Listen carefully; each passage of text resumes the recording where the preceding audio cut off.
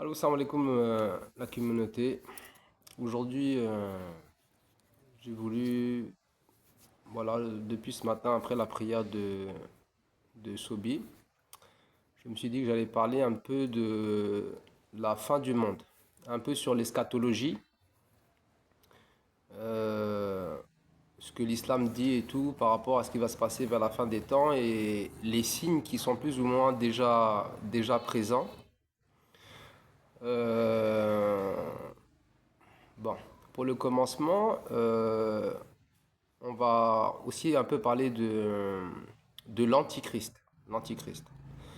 Donc, c'est-à-dire Masih ad-Dajjal. Donc, il faut savoir en fait que euh, vous devez savoir en fait que dans toutes les communautés, c'est-à-dire que chez la communauté juive et chez la communauté chrétienne et chez la communauté musulmane, bon, nous en tant que musulmans, on sait que Isa en fait doit redescendre. Et en fait, également la communauté juive euh, attendent euh, un envoyé en fait de Dieu qui va leur redonner en fait la force et le prestige que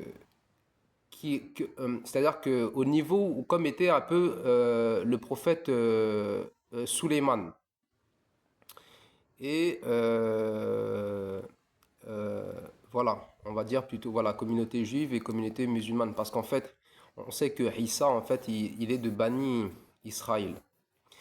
Et donc, le peuple juif attend un envoyé, là, c'est une promesse que Dieu leur a fait. Et cette promesse, elle a été accomplie par Dieu, en fait, lorsqu'il a envoyé le prophète Issa, alayhi salam. Mais la communauté juive l'ont refusé en fait parce que ils l'ont calomnié en fait lui et sa mère en disant que qu'il n'était pas le Messie en fait. Et jusqu'à aujourd'hui en fait ils sont en train d'attendre ce Messie-là parce qu'ils ont renié Isa, alayhi salam. Donc eux ils attendent toujours ce Messie-là. Alors que nous on sait en fait que ce Messie il est Isa et que Dieu l'a déjà en fait envoyé. Et donc, vers la fin des temps, Isa alayhi salam doit revenir. Et c'est-à-dire que lorsque je serai en fait en train de parler un peu de ce sujet-là, bon, c'est vraiment un sujet un peu vaste, mais je veux faire en fait pour ramener à peu près un peu aux réalités actuelles qu'on est en train de traverser. Voilà, il y a ce côté-là par rapport à l'attente du Messie du côté de Bani Israël. Bien sûr, nous, du côté des musulmans, nous attendons aussi la descente de Isa. Et, et bien sûr, tout cela, je ne sais pas en fait si la plupart des personnes le savent, ça a un lien avec bien sûr ce qui se passe actuellement en fait en Palestine, avec nos frères et tout qui sont en Palestine actuellement. C'est-à-dire qu'en fait que tout ce qui est en train de se passer, cette guerre entre musulmans et Bani Israël, c'est quelque chose en fait, c'est prophétique. C'est déjà plus ou moins, c'est annoncé. C'est annoncé. Et donc, nous avons un hadith où déjà à l'époque en fait du prophète Mohammed sallallahu alayhi wa sallam, donc en fait il a eu en fait une vision où il a vu en fait en rêve que le mur que Dhul Qarnayn en fait avait construit a reçu une brèche. Ça c'était par rapport c'est-à-dire que c'est par rapport à la sortie des Wuj et Majuj. Voilà, parce que c'est aussi, c'est lié également à la fin des temps. Et également, il y a eu, c'est-à-dire que le prophète Sassam également a parlé du Masih et Dajjal. Et ce sera la sortie de Masih et Dajjal sur la terre sera la plus grande tentation que l'humanité en fait va connaître. C'est-à-dire que sa fitna, sa tentation C'est vraiment lourd et ce sera pas facile du tout. Et il y a un hadith en fait, déjà en fait à l'époque du prophète Mohammed sallallahu alayhi wa sallam, il y a eu une expédition, c'était un frère, un sahaba en fait, qui s'appelait Ibn Tamim, avait fait une expédition en fait en mer. Et leur bateau en fait se- s'est échoué en fait. Ils ont perdu un peu la direction, ils se sont échoués et puis ils se sont rapprochés d'une île.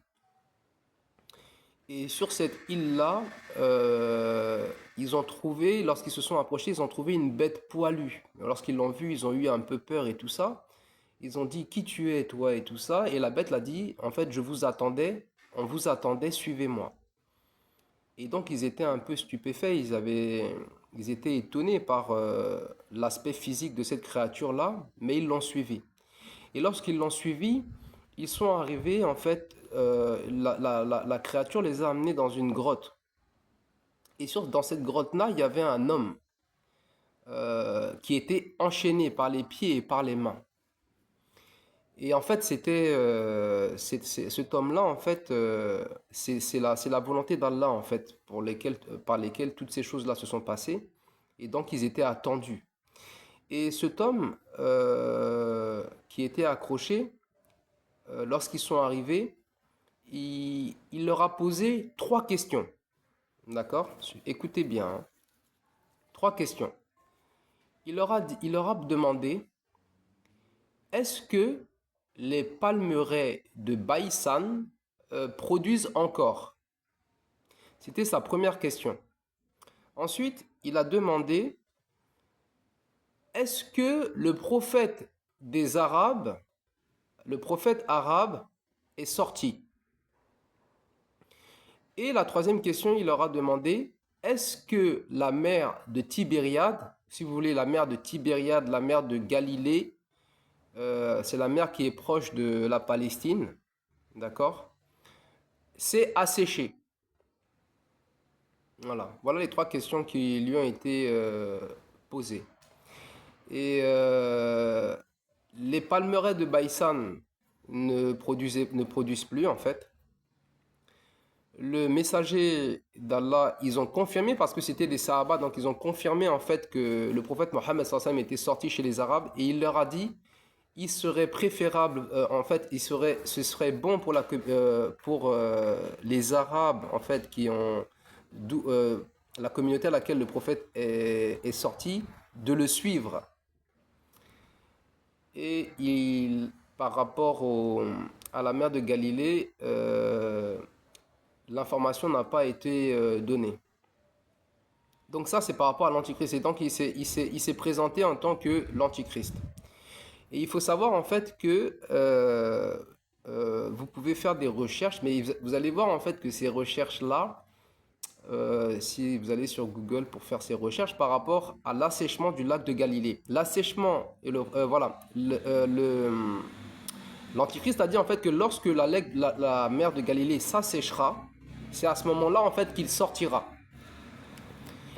Aujourd'hui, les palmeraies de Baïsan n'existent plus. Hein, elles ne produisent plus de palmiers, c'est fini. Le prophète Mohammed sallallahu alayhi wa sallam, il est déjà passé. Et maintenant, le dernier signe, c'est la mer de Galilée et la mer de Tibériade. Et aujourd'hui, vous avez la possibilité d'aller sur Google, de faire des recherches, et vous allez voir en fait que ils en parlent pas trop, c'est caché. Le niveau de la mer de Galilée est en baisse. Okay, parce il y a un conflit d'eau dans cette région-là, Palestine, Jordanie, tout ça, il y a un manque d'eau. Et au jour d'aujourd'hui, le niveau de la mer de Galilée, il est dit, ça a été confirmé, la mer de Galilée ne remontera pas de niveau, en fait. Elle ne pourra pas remonter. Elle est en assèchement, là, actuellement, en fait, à l'heure où on est en train de parler, le niveau de la mer de Galilée baisse. Et il ne remontera plus. Voilà. Et vous pouvez également faire des recherches. Les plus grosses usines de désalinisation d'eau au monde se trouvent où? En Israël. parce qu'ils sont conscients en fait eux ils savent la prophétie, ils sont conscients du souci avec cette mer-là, et c'est pour ça en fait qu'ils désanalysent en fait l'eau de mer. Il y a déjà un conflit, il y a déjà un problème avec l'eau de mer. Et je pense qu'il y a aussi un phénomène mondial que tout le monde a constaté actuellement, c'est l'accélération du temps. Voilà. C'est-à-dire qu'en fait, que vous allez constater que un mois ressemble à une semaine comme une journée et une journée comme des heures. C'est des signes en fait de la fin des temps. Franchement, on est en train de s'y approcher à grands pas. Ben, grands pas. Et voilà, je voulais préciser aussi quelque chose. Je ne pense pas que ça tombera sur nous qui sommes là, sur ces temps-là, mais on s'y approche, quoi. Et il faut comprendre quelque chose, c'est que bon, dans ce que j'ai, c'est un peu, il y a un peu tous les côtés qui sont dits dedans, mais tout est lié. Il y a aussi un hadith qui a été mentionné où lorsque Houj ou Amadjouj vont sortir, ils passent par la mer de Galilée. D'accord? L'armée passe par la mer de Galilée. Et le dernier, en fait, de cette armée, il dira, ah, autrefois, en fait, il y avait de l'eau dessus. Il y avait de l'eau ici. Quand l'armée de Houj ou Amadjouj, en fait, passera. Euh, et il faut comprendre quelque chose. C'est-à-dire que, vous savez, chez Allah, subhanahu wa ta'ala, un jour chez Dieu équivaut à 1000 ans de notre calcul à nous. Alors, si vous voulez, on va faire un petit exemple. On va faire un petit exemple. C'est-à-dire que ce que je veux vous expliquer, on va dire que si 1000 ans, c'est une journée, on va dire, bon, on va prendre l'exemple que dans une journée, il y a 24 heures. Ok? Si on divise 1000 ans, on va dire divisé par 12, on va dire, voilà, on va prendre 12 heures. D'accord? Ça fait la moitié d'une journée. Divisé par 12, ça fait à peu près 80, 60, 80 ans. Donc vous devez savoir en fait que par rapport à ce calcul-là, la vie d'un être humain dans la journée de Dieu de 1000 ans, auprès de Dieu, c'est comme si en fait nous on vit 2 heures. C'est-à-dire qu'on est né à 10 heures et on est mort à midi. Et vous allez voir dans certains versets du Coran, Allah subhanahu wa ta'ala, il dit lorsque le jour de la résurrection arrivera, lorsqu'on sera sorti des tombes, on aura eu l'impression d'être resté une demi-journée en fait sur terre. Et vous allez également constater avec Surat Al-Kahf, ils sont restés dans dans la caverne pendant 309 ans. Lorsqu'ils se sont réveillés, ils ont dit ils sont restés un jour, une partie d'un jour. C'est-à-dire que on a l'impression en fait qu'on reste un temps, mais en réalité c'est un clin d'œil en fait. Parce que le monde, l'univers, il est infini, il n'y a pas de fin. Dieu n'a pas de fin. Et il n'y a pas de fin. Donc, si vous voulez, si vous prenez l'infini par rapport à la vie qu'on mène, c'est une fraction de seconde en fait. C'est vraiment très court. Donc, que cette vie d'ici-bas ne nous trompe pas. Donc voilà, donc ce qui se passe actuellement, donc voilà, le niveau de la mer de Galilée est en train de descendre. Donc déjà, ça a commencé, et elle remontera pas. Ok. Vous allez voir qu'à Gaza et tout ça en Palestine, les tensions s'accroissent. Et tout ça, en fait, ce qui se passe également, en fait, pourquoi en fait Israël réagit comme ça et tout ça vers Gaza, c'est parce qu'en fait ils attendent ce Messie-là. Et euh, et ce Messie devra gouverner en fait de là-bas. Donc il est dans leur plan et dans leur préparation, il est normal en fait que ce territoire doit être repris en fait. Dans leur façon de penser, c'est ce qui se passe. Et, euh, et le prophète sallam dans des hadiths, il a dit en fait que le Messie est Dajjal sur son passage sur terre, il vivra il va passer des temps en fait comme un jour comme une année, un jour comme un mois, un jour comme des semaines, et le reste du temps des autres jours, ce sera comme nous. Donc en fait, lui, le Masih Dajjal est déjà à l'époque du prophète Mohammed sallallahu alayhi wa sallam, en fait, le Masih Dajjal était déjà là, sauf qu'il était enchaîné. Donc il est sur Terre déjà depuis un moment, en fait, hein. Il est déjà là, il est déjà là, hein. Maintenant, son apparition sera à l'assèchement du lac en fait de Galilée.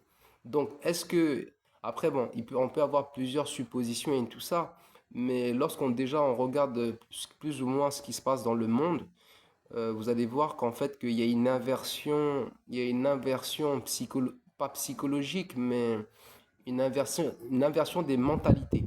C'est-à-dire que ce qui est bien est devenu mal, ce qui est mal est devenu bien. Euh, les hommes veulent devenir comme des... Non, on va dire les femmes veulent prendre la place des hommes. Les hommes, avec ce qui se passe, ils savent plus où est leur place. En fait, tout a été inversé. Et Masih Dajjal, c'est un trompeur, c'est un menteur.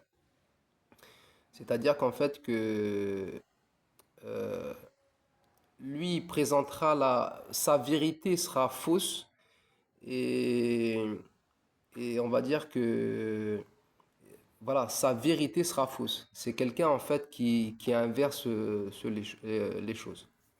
Voilà. Il y a beaucoup de choses à dire par rapport à ça. Je voulais parler un peu de ça aujourd'hui. Je ne sais pas si c'est un sujet qui intéresse ou pas. Laissez des mots dans les commentaires et tout ça pour m'aider éventuellement à parler de sujets qui peuvent vous intéresser. Si vous avez des sujets précis sur lesquels vous aimeriez qu'on discute et tout ça, n'hésitez pas. Voilà. Donc, je voulais faire ce petit post aujourd'hui. J'espère que ça touchera et ce sera utile pour la communauté. Assalamu alaikum.